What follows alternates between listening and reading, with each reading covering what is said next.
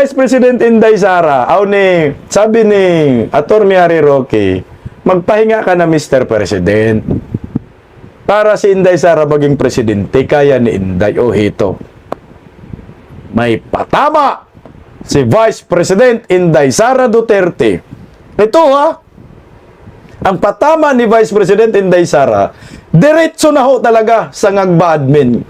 Kaya maganda talaga ang decision mo, Inday. Tama yon. Alam mo ang Duterte, magpaka-Duterte talaga yan. Magpaka-Pilipino talaga yan.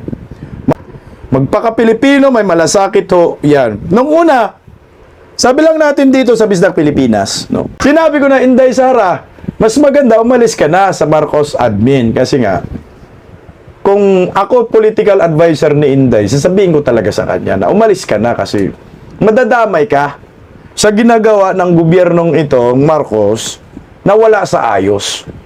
Maraming mga Pilipino nagrereklamo, maraming mga Pilipino umaaray, at mismong pamilya ni Vice President Inday Sara tinitira, binabanatan at kasama siya. Kasi napaka-awkward man na banat ng banat si Tatay Digong, Mayor Baste, pulong sa Marcos admin, pero siya, part pa rin siya ng Marcos admin. At si Inday Sara, alam ko, matagal na yan gustong bumigay. Hindi man bulag si Inday kasi abogado man yan, alam niya man ang batas. Gusto niya talagang bumatigos. Gusto niya talagang magsalita. Ang problema nga lang ho, napipigilan si Inday Sara magsalita kung ano ang nangyayari sa ating bayan. So ito, right decision, tamang decision po. Para siya po mismo makapagsabi ng kanyang damdamin. Dahil alam ko, si Inday Sara, makabayan talaga yan. Mahalang Pilipinas. Dahil yan yung tatak Duterte. Tapang at malasakit. So, medyo nagli-level up ngayon. Ito, ano pa lang to later pa lang ho ito. Yung first part lang naman ng kanyang letter ay pasalamat lang talaga sa kanyang mga supporters. Sa mga kapatid nating mga Muslim, mga katutubo na gustong magboluntaryo sa kanya, magbabantay sa kanya, magiging security. Pero yung gitna at dulo, tibag, singagba. Patoplok. Narito po, mainit-init pa po na birada ni Vice President Inday Sara Duterte na paniguradong may emergency meeting na naman. Si Kukak. Kukak. Ayan o. Okay. Makinig kayo mga kababayan ko, mga kapwa ko Pilipino. Ito yung pinaka-latest na birada ni Vice President Inday Sara. 15 minutes ago. Nakuha ko kaagad ito kanina. Ito pag-usapan natin. Ito patama na talaga ito kay Junior. Diretsa na. Wala na talaga. Mensahe para sa aking mga kapatid na Muslim, August 7, 2024. Sa aking mga kapatid na Muslim, nais kong ipaabot ang aking taos-pusong pasasalamat sa aking mga kababayan na kabilang sa 6 na Muslim tribes mula sa Davao City. Maraming salamat sa aking mga kapatid na Iranon, Agan, Maguindanao, Maranao, Sama at Tausug para sa walang takot na pagpapahayag ng suporta at kagustuhang tumulong para sa kaligtasan ko at ng aking pamilya. Walay pulong nga makahulagway sa akong pasasalamat kaninyo. Walang salita na makapagtukoy sa kanyang pasasalamat. Tama ba ho yun? Kasi Bisaya. Ngunit sa puntong ito, sadyang hindi ang aking seguridad ang mahalaga, kundi ito na, ang kaligtasan ng ating bayan.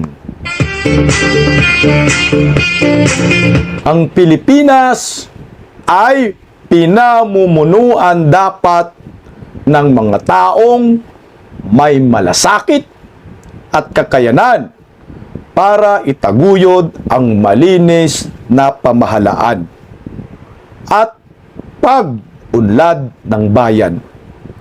Subalit, ang Pilipinas ngayon ay pinamumunuan ng mga taong walang katapatan sa trabahong sinumpaan. Kaya ang tanging nananaig sa atin ay takot para sa kinabukasan ng ating mga anak. Ayan na. Mga simple lang, parang mga damonyo. Mga damonyo yung mga leader natin ngayon, mga namumuno sa ating bayan. Yun yung punto dito ni Inday Sara. Ang Pilipinas bilang isang kapuluang dinadayo ng bagyo taon-taon. Yari kanyor. May komprehensibong plano dapat at mga matatag na infrastruktura laban sa kalamidad. Subalit, ang Pilipinas ngayon ay may gobyernong umaamin na wala man lang tayong flood control master plan.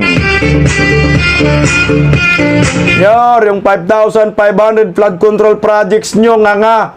At inamin din ang DPWH Secretary ni Dayunyor na walang flood control master plan, pero 1.4 billion pesos ang gastos araw-araw nangagba. Ito pa, ang Pilipinas may healthcare system dapat na totoong mapapangalagaan ang kalusugan ng bawat Pilipino. At maiibsan ang mga gastusing medikal tuwing darating ang sakuna. Subalit, ang Pilipinas ngayon ay may PhilHealth na imbis paigtingin ay kukunan pa ng pundo upang magamit sa mga bagay na walang kinalaman sa kalusugan ng tao. Yari kanyor! Ito na ho yung ni-request ni Ralph Recto na yung sobrang pundo ng PhilHealth na 90 billion pesos isauli para gawin ang program funds ng Ngagba admin. Yari ka. Ang Pilipinas may mga representante sa Kamara dapat na nakakaintindi sa totoong sanhi, kakulangan ng police at population ratio, that the shortage is a figure that cannot be solved during our lifetime due to the annually ballooning population in lack of budgetary resources to hire more personnel. The country should have representatives who understand that in order to fully address the shortage, there is a need to leverage available technology and leapfrog into the future where policemen are armed with the best security products that do not require their physical presence all the time. Subalit, ang Pilipinas ngayon ay may representante na imbes na magpasa ng makabagong batas ay nagpumilit sumasawsaw sa isyu ng iba. Ayan, trupang tambaloslos. Dami kasing mga buhaya sa Kongreso, guys, wala. Paano kasi pag sumawsaw, may bonus? Mas malaki ang budget na mga makuha. Ganito yung mga kongresista. Grabe, baon na baon, ha? Ang Pilipinas ay may airport officials dapat na nagsusumikap na maabot ang adhikaing magkaroon tayo ng world-class facility na pinapahalagahan ang seguridad at privacy ng lahat ng pasahero, lalong-lalo na pagdating sa kabataan. Naku, ito yun. Ginawa ninyo kay Inday Sara na pinakalat ninyo yung picture ng departure. Subalit, ang Pilipinas ngayon ay may mga opisyal ng paliparan at tikumbibig ukol sa banta ng seguridad. At hindi man lang nagsasagawa ng masusing investigasyon tuwing may banta tulad ng pagpapasa publiko ng video footage, flight details at iba pang masisilang impormasyon ng mga pasahero, kahit pa ng mga minor de edad. Ito na yung ginawa nila kay Inday Sara, na pati yung kanyang asawa, mga anak, dinamay pa ng mga ugag. Ang Pilipinas bilang isang malayang bansa ay tumitindig dapat laban sa mga panghihimasok ng mga dayuhan sa ating mga domestic affairs.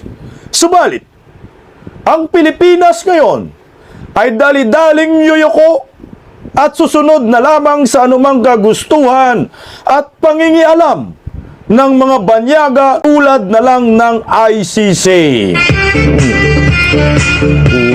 Lahat tinira ni Inday. Uto-uto kasi kayo, Nyor. Lumuluhod naman kasi tayo. Mga kaigsuunan ko, mga kapatid, mga kababayan, sa sipag at galing ng Pilipino, nangunguna dapat ang Pilipinas sa ating mga karatig bansa. Subalit, ang Pilipinas ngayon ay patuloy na nagugutom. Nako, tumaas yung kagutuman na itala sa Marcos admin, pinakamaraming nagugutom. Naghihirap na itala sa Marcos admin ang pinakamaraming mahihirap. At lumulubog ng dahil sa mga mapanlinlang para maupo sa pwesto. Wala, ito na yon. Mapanling lang daw kayo, Nyor, para maupo kayo sa pwesto. Puta, kunti na lang sabihin ni Inday, binudol mo akong agbaka. Sino bang mapaglinlang? Kasama ka, Senator Aimee, ha? Hindi ka ligtas dito. Ukak, mga Marcoses, Romualdez, kasama ka da, Junior.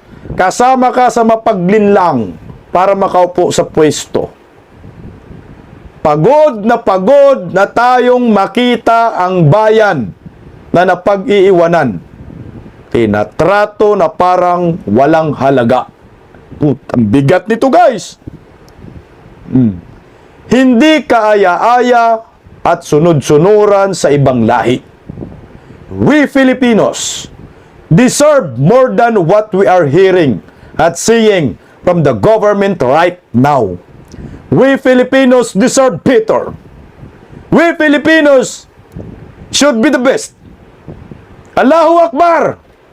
Shukran, Vice President Inday Sara Duterte.